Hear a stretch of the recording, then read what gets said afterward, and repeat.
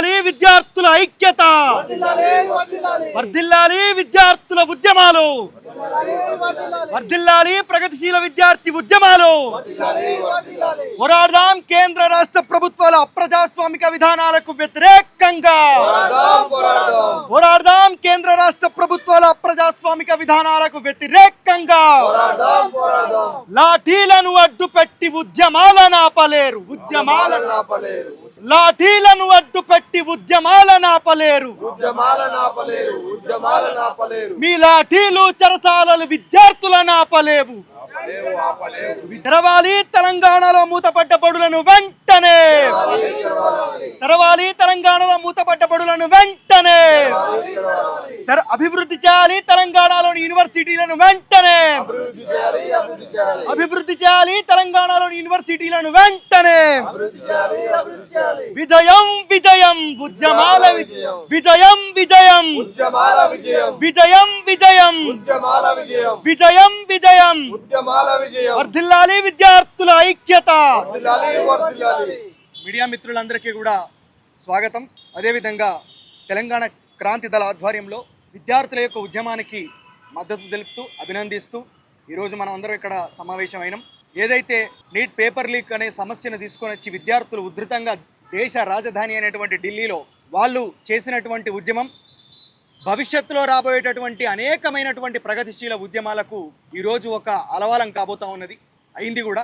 కేంద్ర ప్రభుత్వం గత 12 సంవత్సరాలుగా ఎట్లాంటి ఉద్యమాలకు కానీ, ఎట్లాంటి నిరసనకు కానీ, ఏ చర్యలకు కానీ లొంగనటువంటి నరేంద్ర మోడీ ప్రభుత్వం మొట్టమొదటిసారిగా ఈ 12 సంవత్సరాల వారి యొక్క ప్రభుత్వం లోపట విద్యార్థుల యొక్క ఉద్యమానికి మోకరిల్లిండ్రు.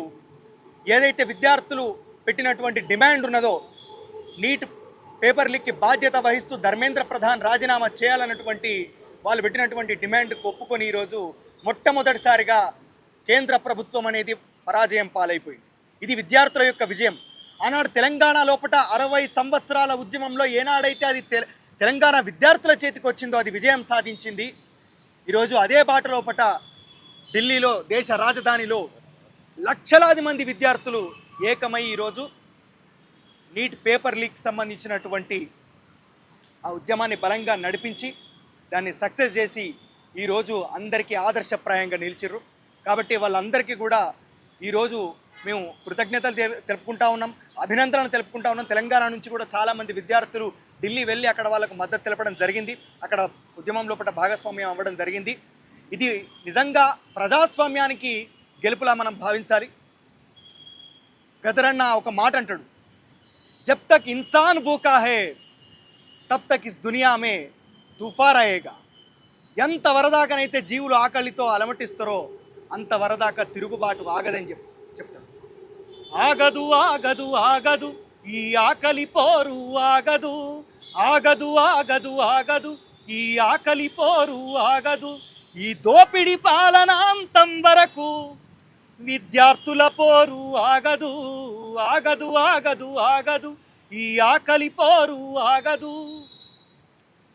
ఆవులమ చీమల దండులు గదిలినై ఆ పాముకు గుండెలు అదిరినై, సీమల దండులు గదిలినై ఆ పాముకు గుండెలు అదిరినై, మేక పొటేండ్లు దునికినై ఆ తోడేళ్లు తోక ముడిసినై, ఆవుల మందలు గదిలినై ఆ పులులు పరుగులు తీసినై, ఆగదు ఆగదు ఆగదు ఈ ఆకలి పోరు ఆగదు, ఆ దోపిడి దొంగలాంతం వరకు విద్యార్థుల పోరు ఆగదో, ఆగదు ఆగదు ఆగదు ఈ ఆకలి పోరు ఆగదు.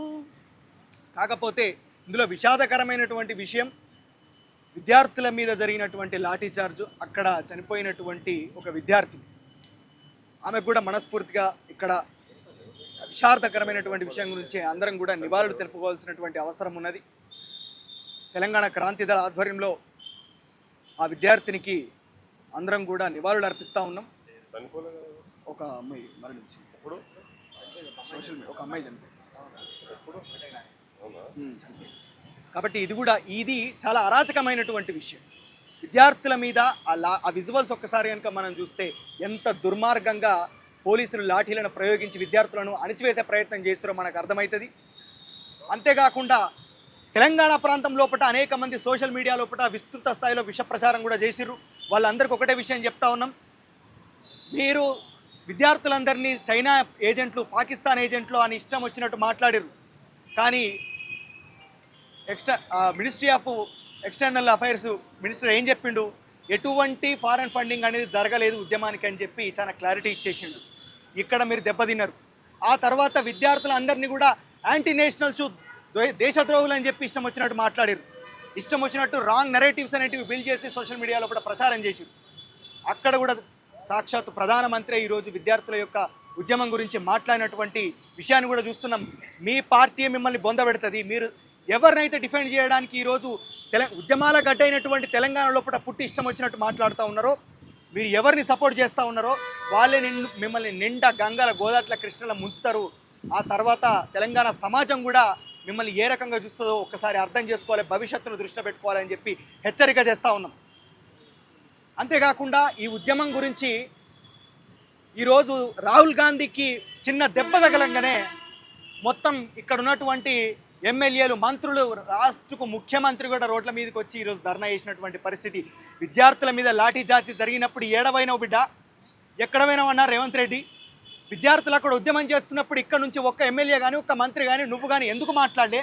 మీ నాయకుడికి ఏదో జరిగిందని చెప్పి ఎంబటే పోయి ఈరోజు ఇష్టం వచ్చినట్టు అక్కడ ఇది మా విజయం అని చెప్పి చెప్పుకుంటా ఉన్నది. కేవలం విద్యార్థుల విజయం మాత్రం, ఇది ఏ పార్టీకి సంబంధించినటువంటి విజయం కాదు.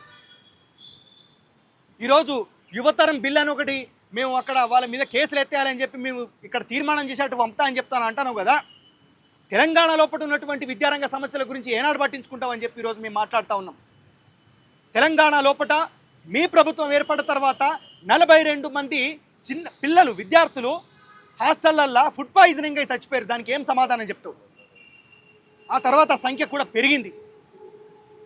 అనేక మంది విద్యార్థులు శ్రీ చైతన్య, నారాయణ లాంటి ప్రైవేటు విద్యా సంస్థలలో చదువుకుంటా ఆత్మహత్యలు చేసుకుని చచ్చిపోతే, బిల్డింగ్ల మీదకి వెళ్ళి దునికి చాలా దుర్మార్గమైనటువంటి సాగు వస్తే కనీసం నీ ప్రభుత్వం ఒక ఎంక్వైరీ కూడా వేయలేదు. దానికి ఏం సమాధానం చెప్తావు? ఆడపిల్లలు చదువుకునేటటువంటి ప్రభుత్వ కళాశాలల లోపల టాయిలెట్స్ సరిగ్గా లేవు, అనేకమైనటువంటి సమస్యలు ఉన్నాయి. వాటి గురించి నీ ప్రభుత్వం ఇంతవరకు పట్టించుకోలేదు. ఒక కమిషనర్, విద్యా కమిషనర్ అని చెప్పి వేసినావు, అనామతిగా వేసినావు, నామకేవాస్ వేసినావు. దానికి సంబంధించి ఒక్కడు యంగ్ ఇండియా ఇంటిగ్రేటెడ్ స్కూల్స్ అని చెప్పని అంటున్నావు, ఉన్నటువంటి స్కూళ్ళను మూత పెడతా అని చెప్పని అంటున్నావు. ఈ జెన్జీ ఉద్యమం బచ్చగా ఏం చేస్తారు, మాట్లాడతారు కావచ్చు అని చెప్పని అనుకోవచ్చు.